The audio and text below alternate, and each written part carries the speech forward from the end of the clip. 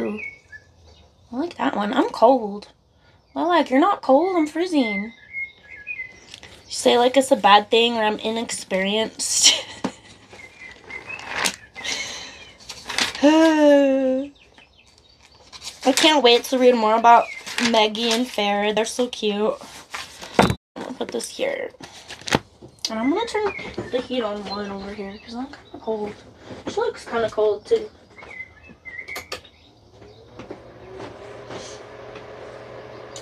Working till the bone. Stop doing this. Okay. The 97th time today. I can't believe they had to do this all the time in the old days. Probably with their freaking big old corsets. Like, how do you do that with a hoop skirt? It's like just a big old hoop and you'll be like, like, how do they say it? I keep sitting on my dress today. I wear long dresses all the time though. I feel like I don't always have this problem. Oh my god. Okay, so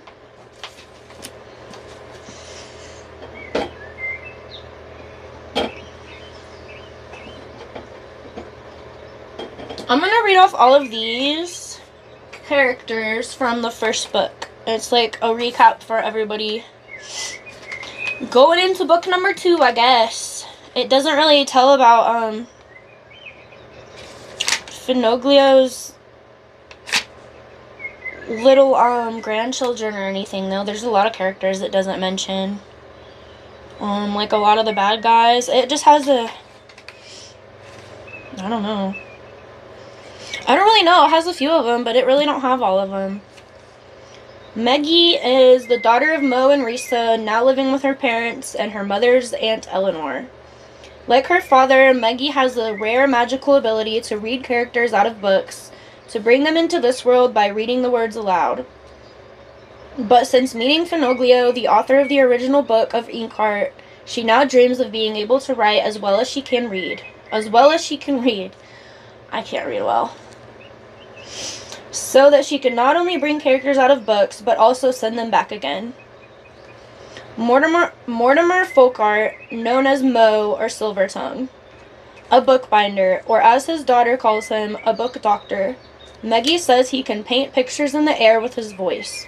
Since experiencing the awful consequences of reading Dustfinger, Capricorn, and Basta out of their story, and almost losing his wife forever, he has avoided reading aloud. Mo is now troubled by his daughter's dangerous fascination with the world of Inkheart. Risa, or Teresa, Mo's wife, Maggie's mother, and now Eleanor's favorite niece. I don't know why I said now. Oh, there it is. Risa is now safely back with her family, but has still to recover from the years she spent trapped in the ink world. Her time in service to the evil Mortola, and losing her voice, she tells Maggie of her life on the other side of the pages, scribbling down her memories on paper. Eleanor Loredon, Risa's aunt, a book collector, also known as the Bookworm. Eleanor once preferred her books to human company, but is now happy to have Maggie, Mo, and Risa living with her. Darius, the book-loving, stammering storyteller, is also now a part of her household. Austin Powers is another funny trilogy. Hey, Mark. Darius is formerly Capricorn's reader in the first book of Inkheart. Darius, like Mo and Maggie, possesses the ability to read characters out of the stories, but damages them if he stutters over the words. He now helps Eleanor in her library. Basta calls him Stumbletongue. Finoglio, also known as Inkweaver, author of the original book Inkheart, from which Basta, Dustfinger, and Capricorn came, and with Maggie and Mo's help, the writer of the words used to get rid of Capricorn. He disappeared into his own story that same night.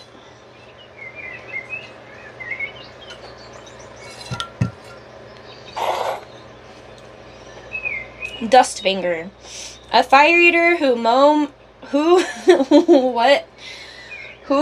Mo accidentally read out of the pages of Inkheart. He is also known as the Fire Dancer. Plucked from his story, Dustfinger has lived in our world for 10 years and would risk anything to go home to the Ink world. At the end of the first book, he stole from Mo the last remaining copy of Inkheart. He owes the 3 scars on his face to Bosta's knife and is never without Gwen. His tame Martin. Where does that even come from? Knife? His tame Martin. His young apprentice, or his young fucking God! He's never without Gwen, his tame Martin, or his young apprentice, Farid. Farid, a boy read by Mo out of Tales of a Thousand... A boy read by Mo out of Tales of the Arabian Nights. He is devoted to Dustfinger, nimble and quick-witted. He has a talent for stealing and other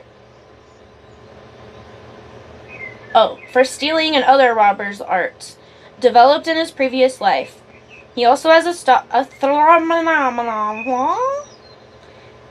spot for Maggie. Son of a bitch, this is gonna be great today.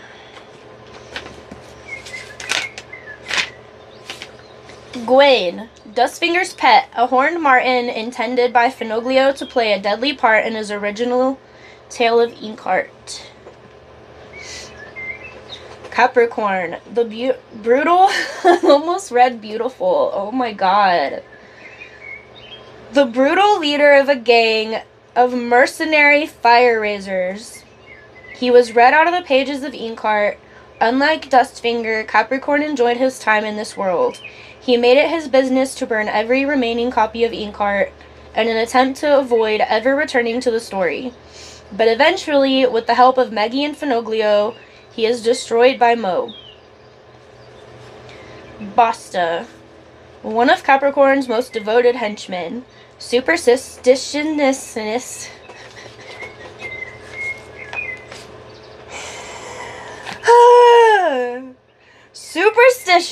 and in love with his knife, he once slashed Dustfinger's face, and at the end of the first book, he made his escape, followed by Capricorn's housekeeper and mother, Mortola. Mortola, Capricorn's mother, also known as the Magpie, a poisoner. She kept Risa enslaved for many years as her servant. Her greatest wish is to see Mo punished for what he has done to her son. There's a recap. Ma'ams. God. Jesus Christ. This did not go well. Yeah, I'm gonna put this up here where I can see chat. It's gonna go dark though, I know. It takes 10 minutes. And then I'm gonna need to reshit. Shit, no, that's a bad idea. Okay, I'll stick it like way over here. It's there if I need it.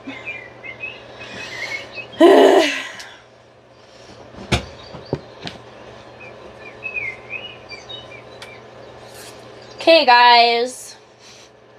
I'm gonna probably upload that separately as just like a recap, I think. Maybe. We'll see. We'll see. Okay. Moving forward. Hello? I think I'm seeing shit. This is crazy, dude. This is a lot of book. And none of this is the next one. That's not. That's wild. Like, the last book we had an excerpt, like, into the next thingy. Always pack too much into those dang recaps. Yeah, it's quite a bit in there. I feel like they repeated a lot of stuff a bunch of times. Like, this happened. Also, it happened. And it happened again. Go much. 20 pages from the end. I don't think that's how it works. What do you mean? That's what's up next. What? This doesn't make sense. I have this on a loop and what do you mean? Oh, never mind. I'm gonna remove that from the playlist. Also, this one. No, it's what I want. What do you know? Okay. Chapter 1, Words Made to Measure. Y'all, it's very bright. How do I fix that? Hello?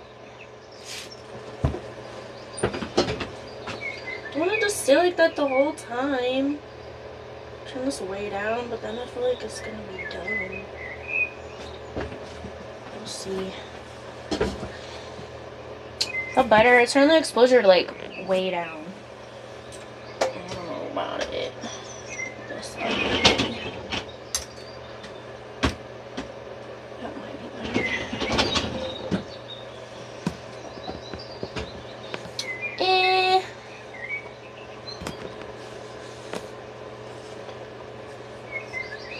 Caster for Miss Frizzle. Yeah.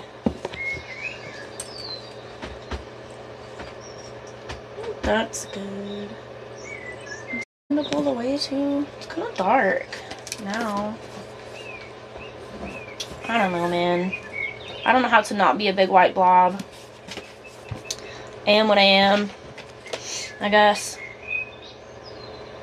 My eyes are dry. It's still the same. It's just darker now.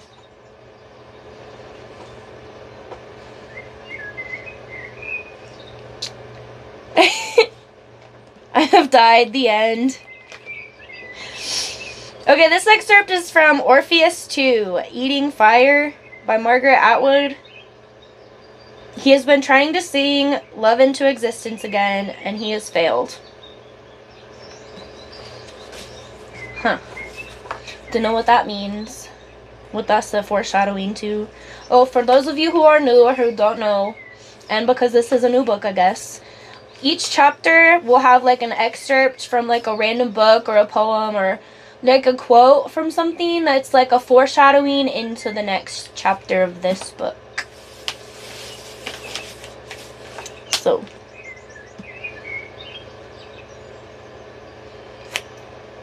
hey Rudy. Okay, twilight was gathering and Orpheus still wasn't here. Farad's heart beat faster, as it always did when day left him alone with the darkness. Curse that cheese face, where could he be? The birds were falling silent in the trees, as if the approach of the night had stifled their voices, and the nearby mountains were turning black. You might have thought the setting sun had singed them.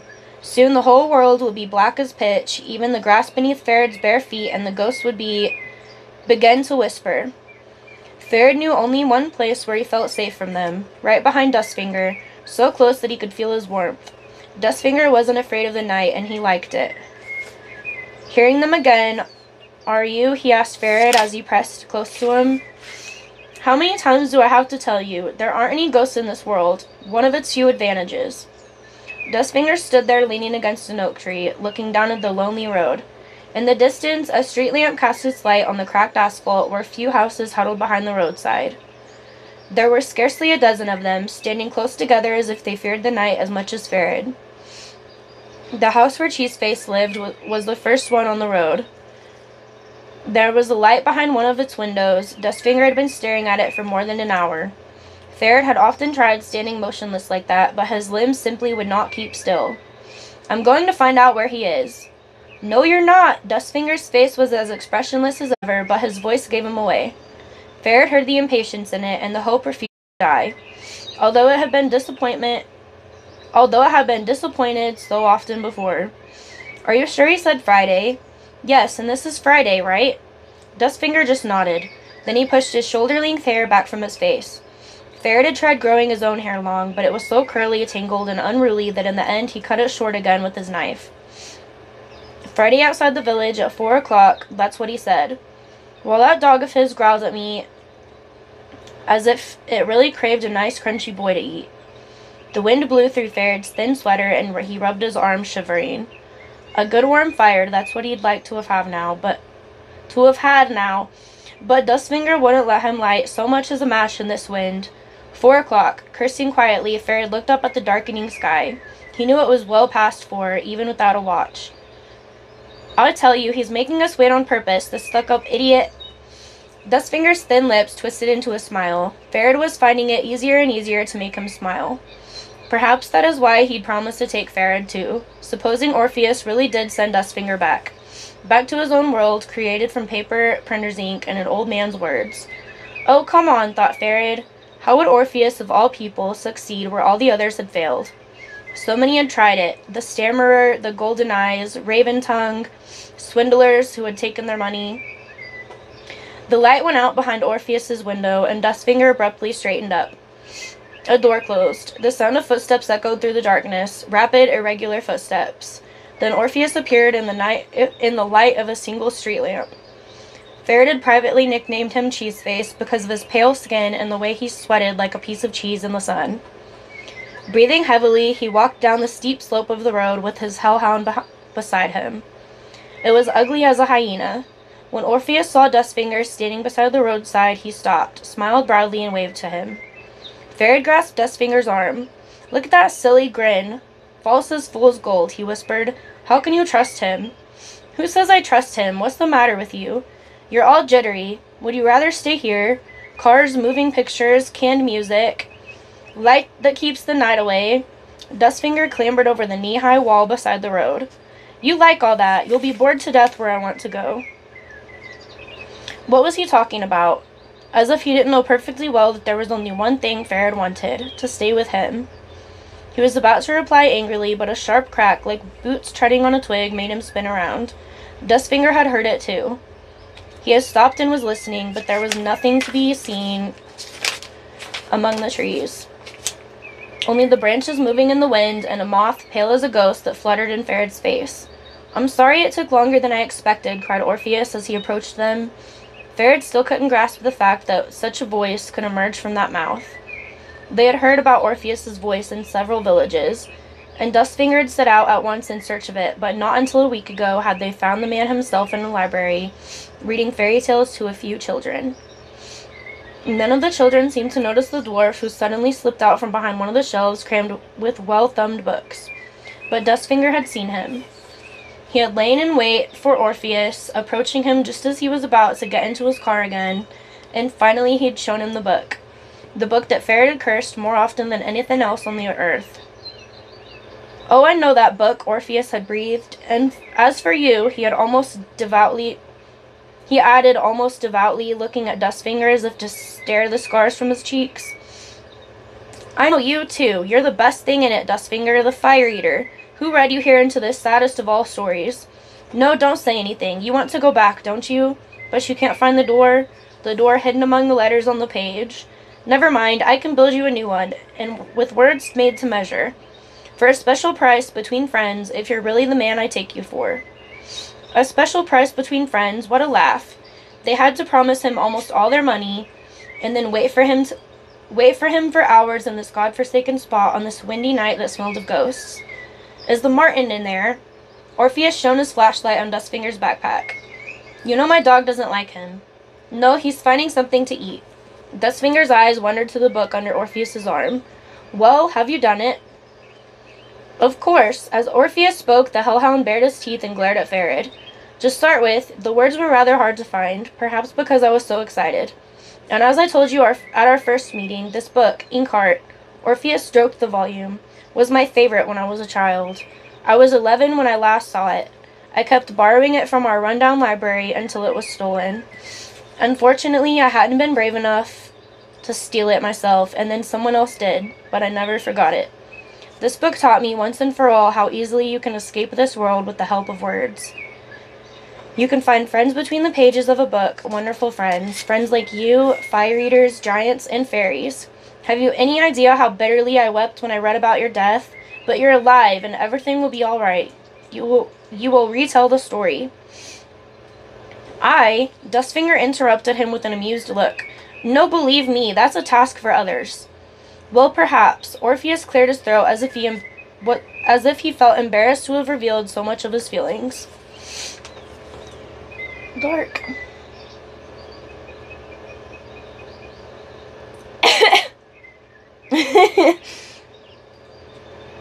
Evilness.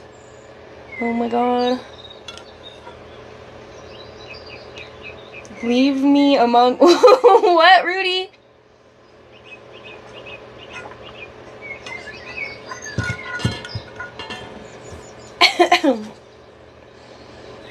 Goofy. Well, perhaps. Orpheus cleared his throat as if he felt embarrassed to have revealed so much of his feelings. However that may be, it's a shame I can't go with you, he said, making for the wall beside the road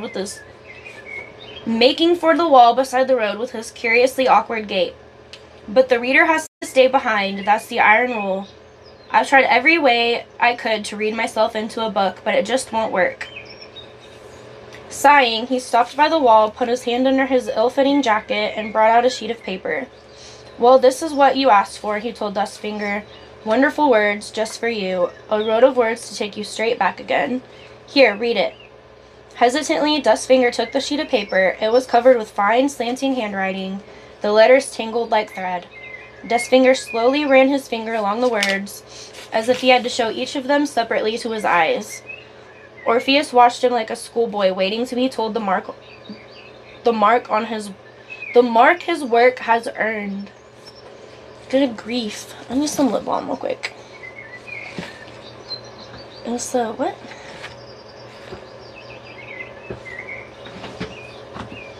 What are y'all talking about in chat?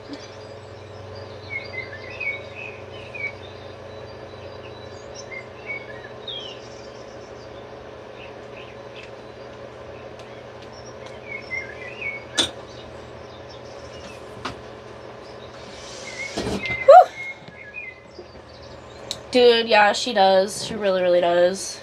I scooted too far in front of the board. I think you can still see. It'll be okay. You guys can hear okay? I'm kind of loud whenever I have the mic super close to me anyway. Okay,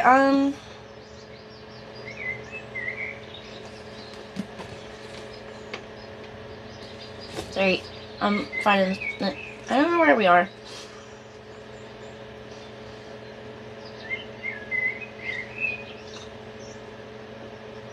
I have no idea where I stopped. Okay, it was like pretty far at the top actually. Oh, it's just literally here. Orpheus watched him like a schoolboy, waiting to be told the mark his work has earned. Yeah, I remember that fucking sentence. When Dustfinger finally looked up again, he sounded surprised. You write very well. Those are beautiful words. Orpheus turned as red as if someone had spilled mulberry juice all over his face. I'm glad you liked it. I like it very much. It's all just as I described it to you. It even sounds a little better. Orpheus took the sheet of paper back with an awkward smile. I can't promise that it'll be the same time of day there, he said in a muted voice. The laws of my art are difficult to understand, but believe me, no one knows more about them than I do. For instance, I've discovered that if you want to change or continue a story, you should only use words that are already in the book. Too many new words and nothing at all may happen, or alternatively, something could happen that you didn't intend.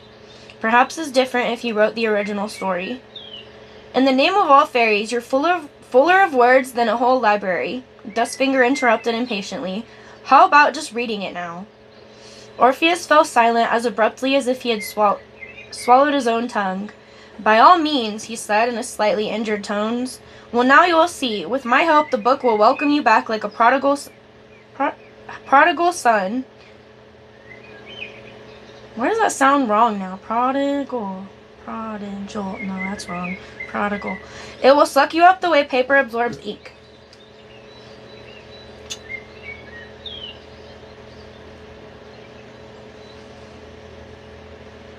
Dustfinger just nodded and looked down the empty road. Ferret sensed how much he wanted to believe Cheeseface, and how afraid he was of another disappointment. What about me? Ferret went up to him. He did write something about me, too, didn't he? Did you check it? Orpheus gave him a rather nasty look. My God, he said sarcastically to Dustfinger. That boy really does seem fond of you. Where did you pick him up? Somewhere along the road? Not exactly, said Dustfinger. He was plucked out of a story by a man who did me the same favor. Ah, yes, that Silvertongue. Orpheus spoke the name in a disparaging tone, as if he couldn't believe that anyone really deserved it. Yes, that's what he's called. How do you know? There was no mistaking Dustfinger's surprise. The hellhound snuffled at Ferret's bare toes. Orpheus shrugged. Sooner or later, you get to hear of everyone who can breathe life into the letters on a page. Indeed, Dustfinger sounded skeptical, but he asked no more questions.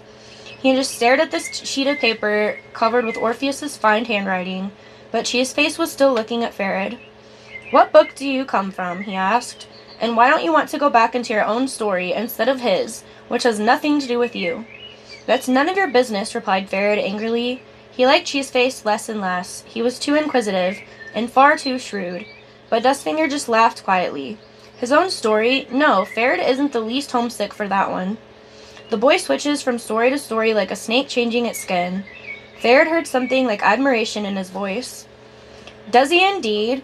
Orpheus looked at Farid again, so patronizingly that the boy would have liked to kick his fat shins, but the hellhound was still glaring hungrily at him. "Very well," said Orpheus, sitting down on the wall. "I'm warning you all the same. Reading you back is easy, but the boy has no business in your story. I can't put his name into it. I can only say a boy, as you know. I can't guarantee that it will work. Even if it does, he'll probably just cause confusion. He may even bring you bad luck." Whatever did the wretched man mean? Farid looked at Dustfinger. "Please," he thought, "oh please, don't listen to him. Take me with you." Dustfinger returned his gaze and smiled. "Bad luck," he said, and his voice conveyed the certainty that no one could tell him anything he didn't already know about bad luck. "Nonsense. So far the boy has brought me nothing but good luck instead. And he's not a bad fire eater. He's coming with me. And so is this." Before Orpheus realized what he meant, Dustfinger picked up the book that Cheeseface had put down on the wall beside him. "You won't be needing it anymore, and I shall sleep considerably more easily if it's in my possession." Dismayed, Orpheus stared at him. But I told you it's my favorite book. I really would like to keep it." "And so would I," was all Dustfinger said as he handed the book back to Farid. "Here, take good care of it."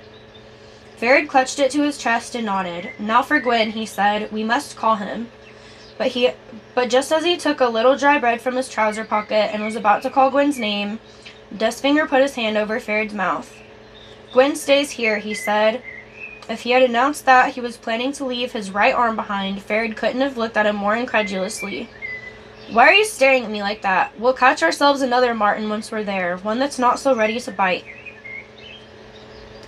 "Well, at least you've seen sense there," said Orpheus, his voice sounding injured. Whatever was he talking about? But Dustfinger avoided the boy's questioning gaze. "Come on, start reading," he told Orpheus, "or we'll be standing here at sunrise." Orpheus looked at him for a moment as if he were about to say something else, but then he cleared his throat.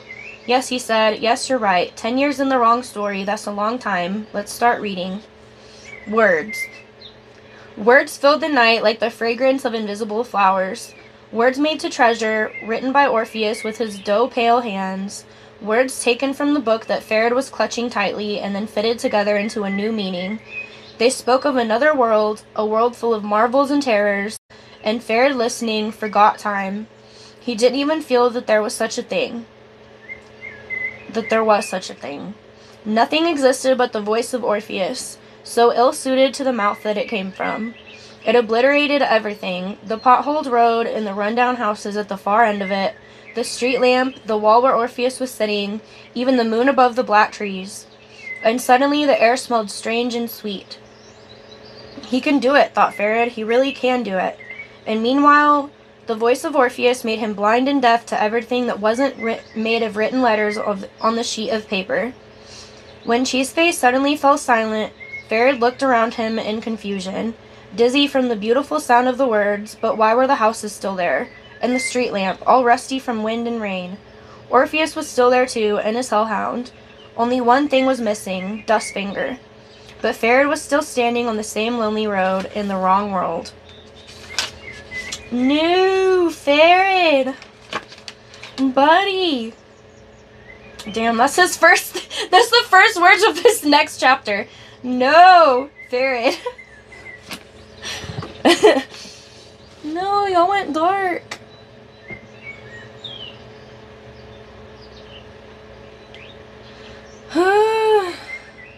No one talking. Rudy. Dang, nobody's talking to Rudy. None of y'all know French. Come on, guys. They're all passing out already. I talked them to sleep. And I think we're just going to read to page 16, maybe. So, like, one more chapter. It's this kind of the shortest chapter. Yeah, it's almost 4. Well, we could read a little bit. We'll just see. Because how long is this next one after that? It might be really long, though. That's kind of thing. If we read to page 26, it's gonna... Oh, okay. Everybody's split up again. I hate that. The whole group, you know?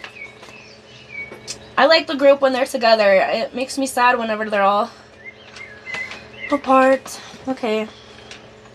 Chapter 2, Fool's Gold.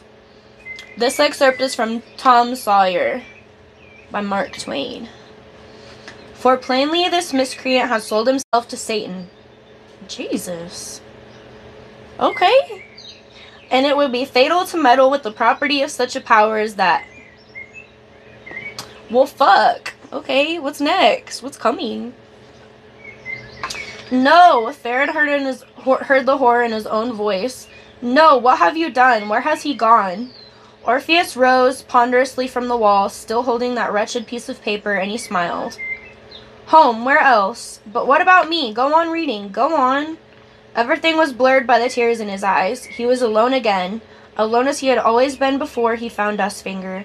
Farad began trembling so hard that he didn't even notice Orpheus taking the book from his hands. And here's the proof of it once again, he heard the man murmur. I bear my name by right. I am the master of all words, both written and spoken. No one can compete with me. You just wait till Maggie comes out. You don't even, I can't believe the audacity. Anyway. Master of words, what are you talking about? Farad shouted in such a loud voice that even the hellhound flinched. You know so much about your trade, then why am I still here? Go on, start reading again, and give me that book back. He reached for it, but Orpheus avoided him with surprising agility. The book, why should I give it to you? You probably can't even read. Let me tell you something. If I'd wanted you to go with him, then you'd be there by now. But you have no business in his story, so I just left out what I'd written about you. Understand? And I'll be off before I set my dog on you. Boys like you threw stones at him when he was a puppy, and he's enjoyed chasing your slort ever since. You brute, you're a liar, you traitor. Farad's voice broke. Hadn't you known it? Hadn't you told Dustfinger? Cheeseface was false as fool's gold. Something made his way between his bare feet, something furry and round-nosed, with tiny horns between its ears. The marten. He's gone, Gwyn, thought Farad. Dustfinger's gone. We'll never see him again. The hellhound lowered his bulky head and took a hesitant step toward the marten, but Gwyn bared his needle-sharp teeth, and the huge dog withdrew its nose in astonishment. Its fear gave Farad fresh courage. Come on, give it to me. He rammed his thin fist into Orpheus's chest. That piece of paper and the book, too, or I'll slit you open like a carp. I swear I will. But he couldn't help sobbing, which made the words sound nowhere near as impressive as he had intended. Orpheus patted his dog's head as he stowed away the book in the waistband of his trousers. Dear me, that really scares us. Cerberus, doesn't it? Gwyn pressed close to Farad's ankles, his tail twitching uneasily back and forth. Even when the marten Page ran across the road and disappeared into the trees on the other side. Farad thought it was because of the dog. Deaf and blind, he kept thinking later. You were deaf and blind, Farad. But Orpheus smiled like someone who knew more than his opponent. Let me tell you, my young friend, he said. It gave me a terrible fright when Dustfinger wanted the book back. Luckily, he handed it to you, or I couldn't have done anything for him. It was hard enough persuading my clients not to just kill him. But I made them promise, only on that condition that I would act as bait for the book, because in case you haven't caught on yet, this is all about the book and nothing else. They promised not to hurt a hair on Dustfinger's head, but I'm afraid no one said a word about you. And before Farad realized what Cheeseface was talking about, he felt the knife at his throat, sharp as the edge of a reed, colder than the mist among trees. Well, well, who do we have here? A well-remembered voice murmured in his ear. Didn't I last see you with Silvertongue? It seems you helped Dustfinger steal the book for him. Isn't that so? What a fine little fellow you are. The knife scratched Farad's skin, and the man breathed peppermint into his face. If he hadn't known Basta by his voice, then that stinking breath would have identified the man. His knife and a few mint leaves. Basta was never without them. He chewed the leaves and then spat out what remained. He was dangerous as a rabid dog and not too bright. But how did he come to be here?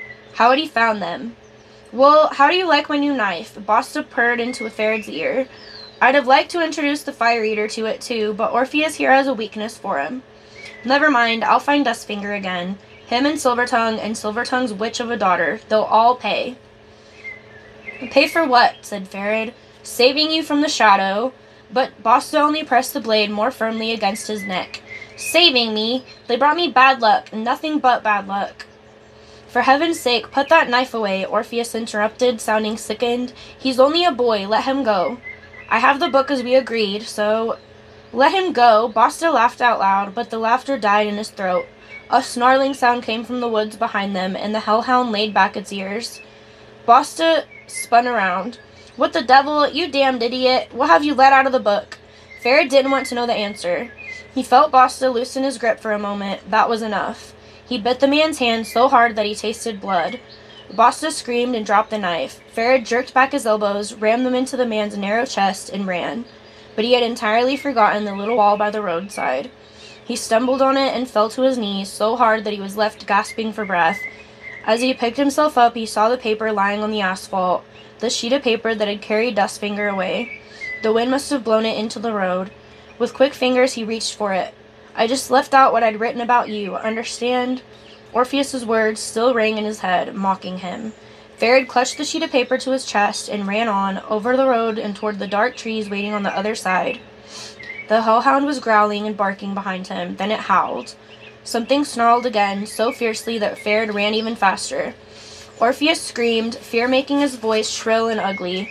Basta swore, and then the snarl came again, wild as the snarling of the great cats that had lived in Ferid's old world. Don't look around, he thought. Run, run, he told his legs. Let the cat eat the hellhound. Let it eat them all.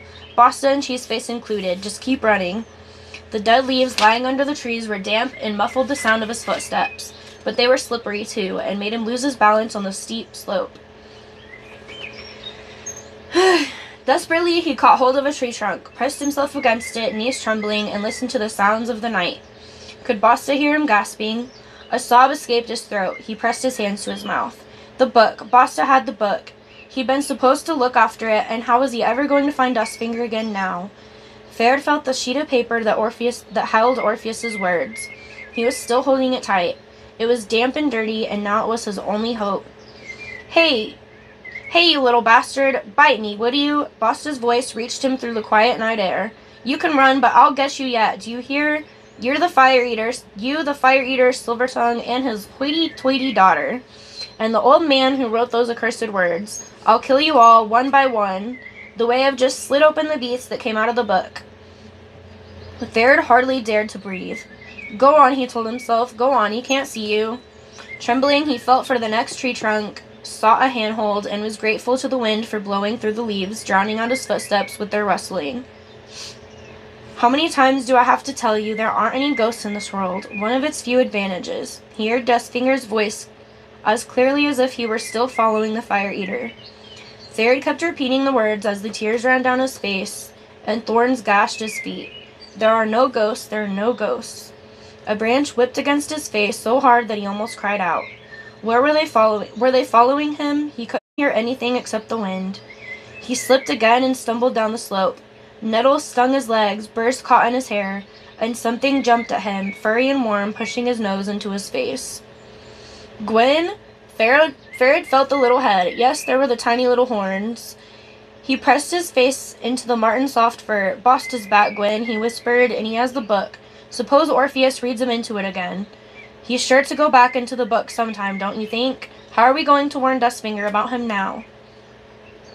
Ferid twice found himself back at the road that wound down the mountain, but he dared not walk along it and instead made his way through the prickly undergrowth. Soon every breath he drew hurt, but he did not stop. Only when the first rays of the sun made their way through the trees and Basta still hadn't appeared behind him. Did he know that he had gotten away? Now what? He thought as he lay in the damp grass, gasping for breath. Now what? And suddenly he remembered another voice, the voice that had brought him into this world, Silvertongue. Of course, only Silvertongue could help Farid now, he or his daughter Meggie. They were living with the bookworm woman these days. Farid had once been there with Dustfinger. It was a long way to go, particularly with these cuts on his feet, but he had to get there before Basta did. Dang, my eyes are tired.